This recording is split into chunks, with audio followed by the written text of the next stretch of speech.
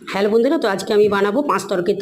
তার জন্য দেখো আমি কড়াইয়ে দিয়ে দিলাম মেথি, মৌরি, শুকনো লঙ্কা, জিরে আর সর্ষে। এটা ভাজা হয়ে গেছে, আমি ঢেলে নিলাম আর সবজিগুলো দেখিয়ে দিলাম আমি কি কি সবজি নিয়েছি, পরে তোমাদের বলছি। আমার মশলাটা ভাজা হয়ে গেছে, এর মধ্যে কড়াইয়ে আমি সর্ষের তেল দিয়ে দিলাম। এবার আমি চন্দনী, কালো জিরে আর তেজপাতাটা আর একটু বেশি করে একটু হিং দিয়ে আমি সবজিগুলো ঢেলে দিলাম। সবজিগুলো আমি কষতে লাগলাম। সবজির মধ্যে রয়েছে আলু, গাজর, ঝিঙে, পটল, বেগুন, সজনে ডাঁটা, মিষ্টি কুমড়ো, বরবটি, মূলো, পেঁপে।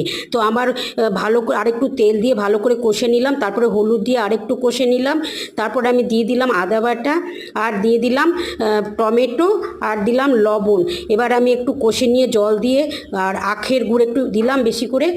তো ঢাকা দিয়ে দিলাম। এবার বড়িটা ভেজে আমি বড়িটা ভেঙে নিয়ে আমি ওই পাঁচ তরকারির মধ্যে দিয়ে দিলাম। পাঁচ তরকারিটা আমার তৈরি। এবার ভাজা মশলাটা ঢেলে দিয়ে আমি তরকারিটা নামিয়ে নিলাম। তো এই তরকারি রুটি, লুচি, পরোটা, খিচুড়ি, ভাত সব দিয়েই ভালো লাগবে। ভালো লাগলে অবশ্যই কমেন্ট করে